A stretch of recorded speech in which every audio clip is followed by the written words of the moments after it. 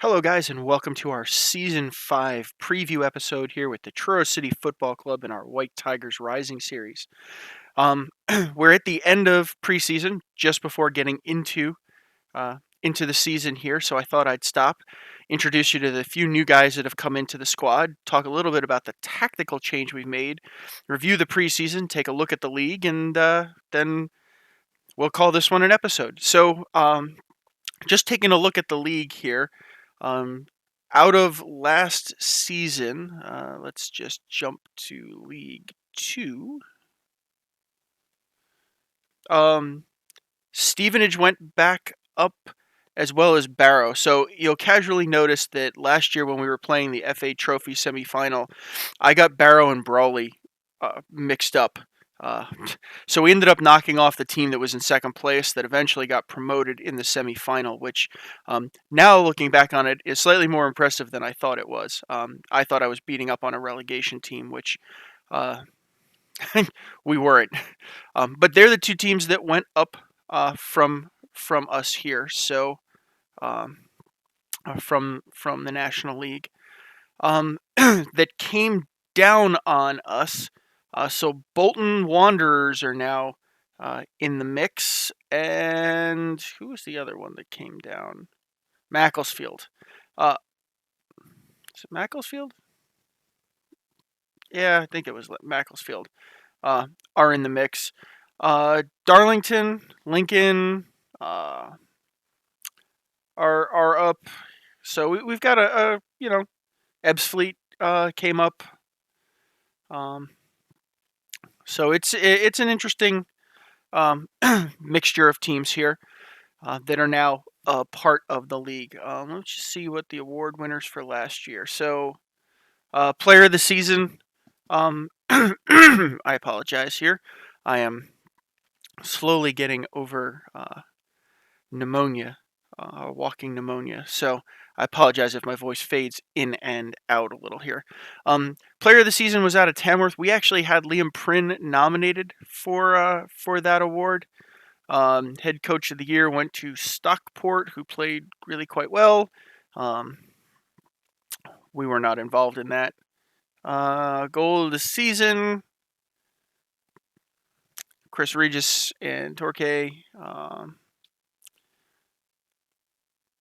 That was player of the season, and top goal scorer was Lewis Waters with 23 in 41. Prynne wasn't far behind. He was 20 in all competitions, so he was right up there. So let's just introduce what happened in the offseason. So we had 3 contracts come up and 3 guys that we let go. Casabella didn't want to play in England anymore. He came to me and said, "Hey, I'm homesick. I don't want to play here anymore. Let me go." So I said, "Fine, I'll let you go at the end of your contract." So we did let him go. Niall Thompson was a right winger that just never really fit into what we were doing. And Chris Witterden, we talked a little bit about it. He played well, but he was starting to get up a little bit in age, and I thought, you know what, I think it's time to switch him out for a better rounded keeper. So we let him go. Coming in, we did most of our business on free business except for this one. So we brought a guy out of the Welsh Premier League. So we'll start up. So Spencer Cook is a defensive midfielder who came out of the Welsh Premier League. We got him. We had to pay a couple of bucks, but he was non-contract, so I'll take it. Great tackler, okay in the way of passing, mentals, good vision, good teamwork. He's got some flair, okay positioning, good aggression, bravery, so he's pretty balanced. Good fitness and strength, so he could be a monster in that defensive midfield for us on there. So he's going to win balls back and get them out. So I'm pretty happy with that pick. Dylan Barnes is the keeper that we picked up to replace Chris Witterden. I'm happy with him. He's a little better in the air. He's a little taller, so those little deep wide crossing goals that Witterden would let up because he just couldn't get to him. This stops.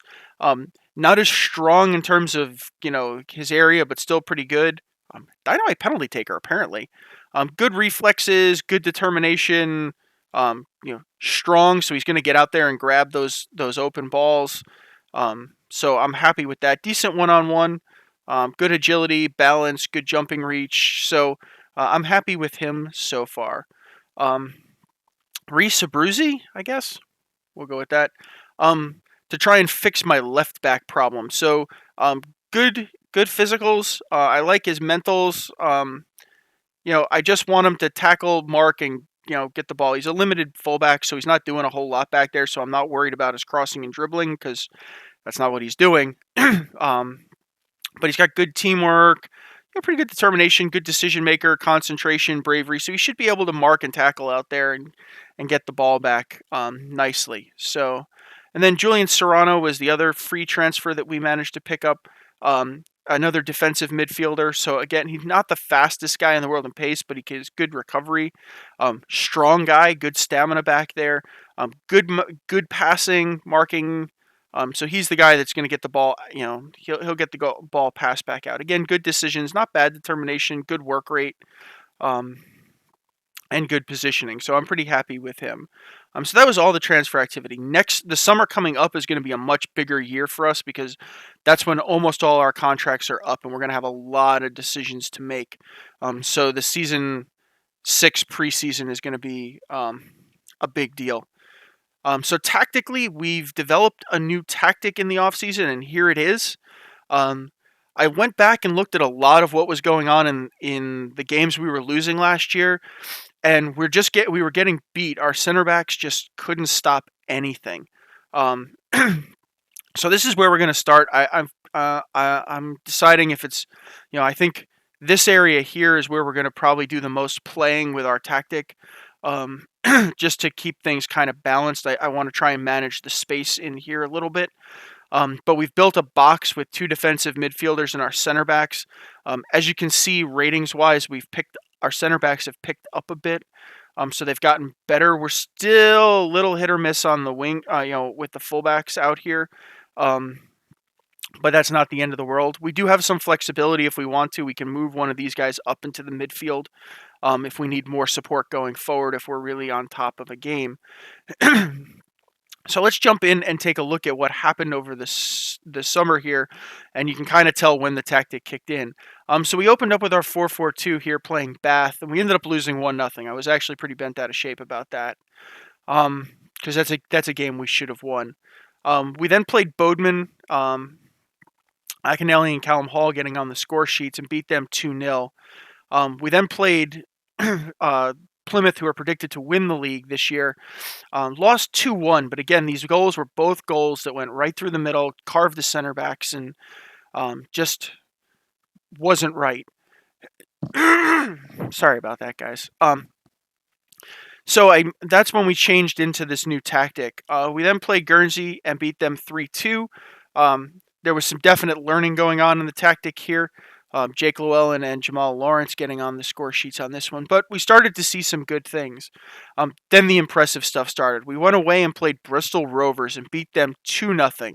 Our 2 center backs at that one getting goals on set pieces.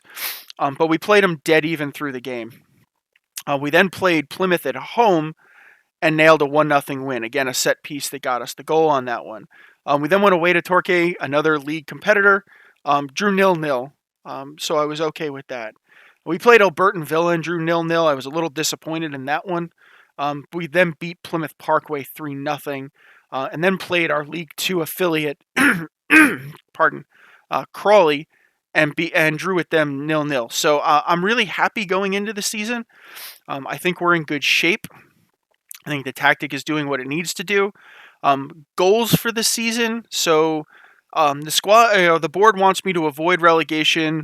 They don't particularly care what I do in the cups. They just want to avoid relegation. I'm with them on that one. We've expanded our stadium now to comply with National League rules.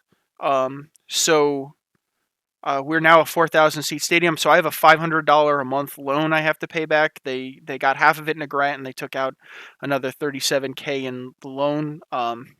We had the cash to pay for it, but they took the loan, so that's okay on that one. So it's pretty minor. So we now comply. So they want to stay up, and I'm with them on that one. I'm expecting mid-table. I think we've got a good enough squad with this tactic to go mid-table. And then I'd like to strengthen some key positions in the summer, go through and kind of reevaluate. And I think season 6 is where we're going to start pushing for promotion to uh, League Two. Um, so somewhere in season 6, season 7, I think is where I'd like to really be making an aggressive push into League Two. But for this year, I'd like to kind of finish, anywhere between 8th and 12th would be acceptable to me. The money from finishing higher is going to be a lot more important for us. We got 50K for finishing in 19th last year, so we need to kind of finish up higher. We need to kind of spur things on financially. I'm hoping to get a little deeper in the FA Cup. If I can get to the second round, that would be huge. I'm not really concerned about the FA Trophy. We've now won that. I can check that off the box. So I'm not too concerned with it. And I think it caused us more harm than good later in the season by continuing to play it. So since they don't care about this one, and we've won it already, so I'm not terribly worried about it myself on there.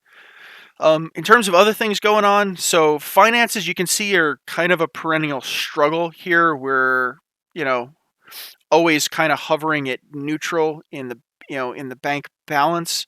So what we're aiming to do is, we're overspending slightly in the players. We're about 20K over for the year, so I'm not hugely worried about that.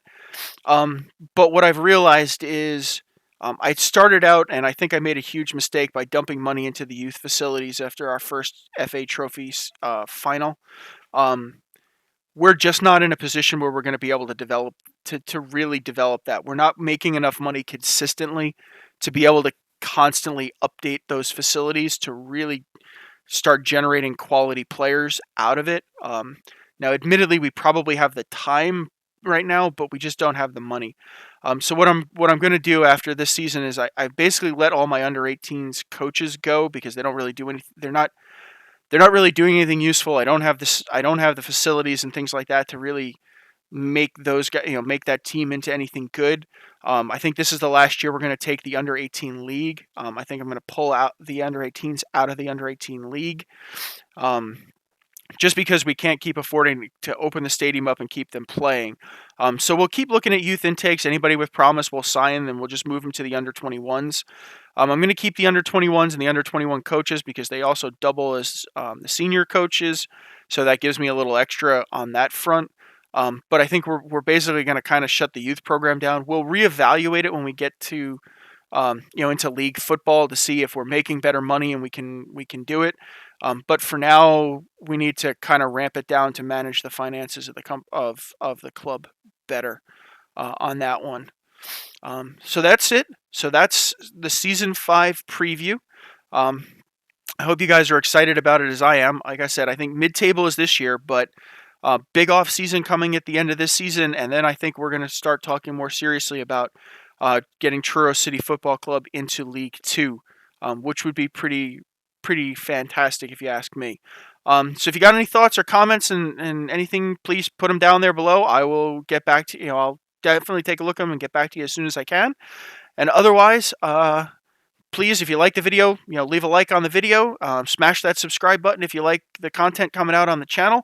And I'll see you guys at the end of August for the Dag and Red game for our first live com. So I'll see you then, guys. Bye now.